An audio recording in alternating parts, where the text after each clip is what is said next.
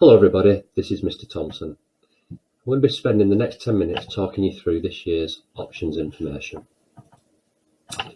4 things we're going to cover: national information on GCSEs, the science choices at Hyde, the actual options process itself, and some bits further information and some key dates coming up. So, government guidelines. Students need to know that if they do not achieve good passes in English and/or Maths GCSE by the end of Year 11 at Hyde, they must continue studying these post-16 at college or sixth form. The progress measure used is based on results in 8 different qualifications. This has resulted in the colleges and sixth forms looking at average levels across your curriculum, so therefore every subject counts. The government wants to ensure that you all study what we call a broadly academic curriculum. I'll talk about that more later. What it does mean is that we have what's called the core curriculum, subjects that you need to study. They include English language, English literature, mathematics, science, and RE. All GCSEs are now what we call terminal. That means they're tested at the end of the course. There are no modular exams in the middle of the year, at the end of Year 10. However, a small number of vocational subjects still do allow this. There's a big emphasis on spelling, punctuation and grammar, or SPAG for short. A lot of exams have increased marks for this. Your teachers have been preparing you for this in Key Stage 3. There's also been a shift towards extended writing, longer answers in your GCSEs. And again, your teachers have been preparing you for this in Key Stage 3. As you know, you're graded now from 1 to 9, and many of the assessments that you've taken in 7, 8 and 9 would have been graded 1 to 9. The table shows how the levels 1 to 9 how they correlate to the old grading system of A star to G. Many students ask me about the EBAC. Well, the EBAC is not a qualification in itself. The EBAC is awarded to students who achieve good grades in the following subjects: English, Maths, History or Geography, at least 2 sciences, and a language. The EBAC is seen by the government as important, and students who are going to university should seriously consider taking the EBAC suite of qualifications. The government's ambition is to see 75% of students studying the EBAC subjects by the year 2022 and 90% by 2025.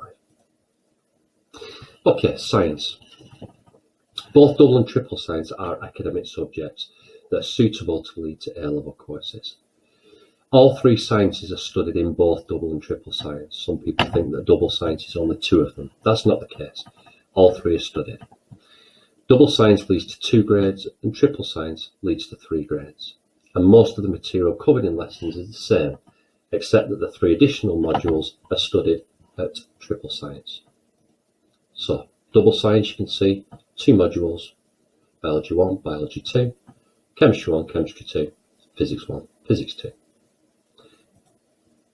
And triple science, again the 3 separate: Biology, Chemistry and Physics, and additional modules of B3, C3 and P3. Triple science is desirable but not essential for students wishing to study A-levels in science subjects at college. So, onto the options process.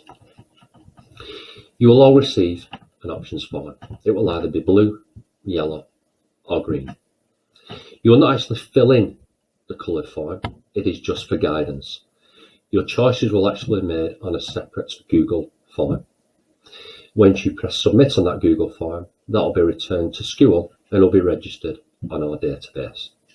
If there are any problems when I look through the database, I will send for students upon your return to school, and we'll have a one-to-one chat and try to resolve the problem.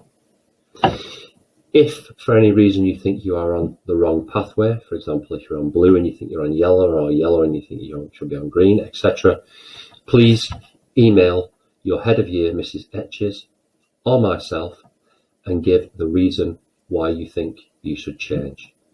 I cannot guarantee that I will change people's pathways, but if there is what I think is a valid reason that you have given, I will certainly send for you upon your return to school and discuss options available to you.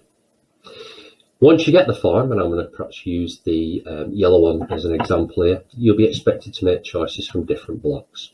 Do not make choices from the same block. So for example, if you're a student that wanted to do art and business studies, do not choose art and business studies from block C. You would choose one subject from block C. Let's, for example, say that's art. And therefore, if you wanted to do business studies, you would choose business studies in block D. The different forms have been designed to try and optimize the curriculum so it's best suited to our students. We've taken into account students' ability, the levels in different subjects over the past 3 years, and also their different learning styles. But again, if there is an issue with the form that you are on, please email me at school. Okay, forbidden combinations. There are some subjects which are classed as the same subject, and therefore you only get one GCSE for it. So for example, if you chose to do GCSE art and BTEC art, you would only get one art. Equally, design, tech and art classed as the same subject, or graphic design and technology. So do not combine those subjects. If you make a mistake and you do that, it will delay the process because I will have to send for you, not process your form, and have an interview with you upon your return to school.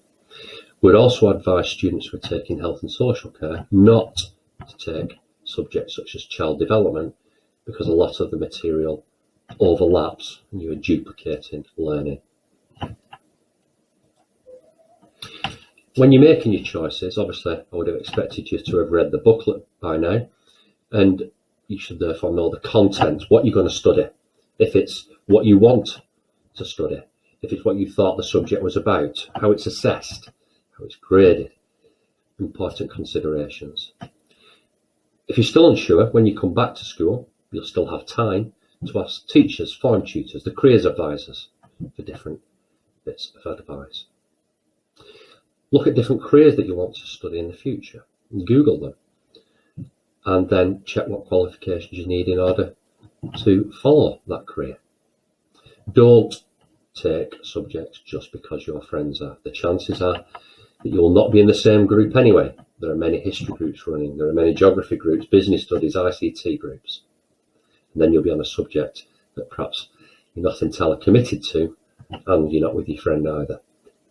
And don't choose a subject just because you like the teacher. There are many teachers in this school, and the chances are you won't have the same teacher that you've had in years 7, 8 or 9. At this stage, I will try to accommodate all student choices, but sometimes some students, or not many students, opt for a particular subject and therefore it doesn't run. Or the opposite, where too many students opt for a subject and it's full. We just cannot put any more people in the classroom. If that's the case, but it is rare, but if it does happen, I will send for you upon your return to school and try to resolve the problem and look at other options available to you. If you have any problems during the options process while you're still at home, do not hesitate to contact myself or your head of year, Mrs. Etches. Email us with any problems or questions that you might have. If it's questions about which subjects for different careers, I would direct those to Miss Andrea, the careers advisor. So, key dates. Well, Thursday the 25th, your options forms will be sent to you. Thursday the 4th of March, Year 9 Parents' Evening, a really good opportunity to discuss options with your subject teachers, find out about progression routes, different subjects, and I'll be around, and your head of year will be around should you have any problems with the actual process itself. The deadline for options forms returns as Friday the 12th of March at 1 p.m. Should you foresee any reason why you need more time, please come and see me at school again, or email me at school, and I will try to accommodate this for you. So, thank you for listening. Don't panic with the situation. Just because you're at home, you've still got time to fill in the form when you return. If you can return the form earlier than that, then that's great. Any problems, email us at school. Thank you for listening.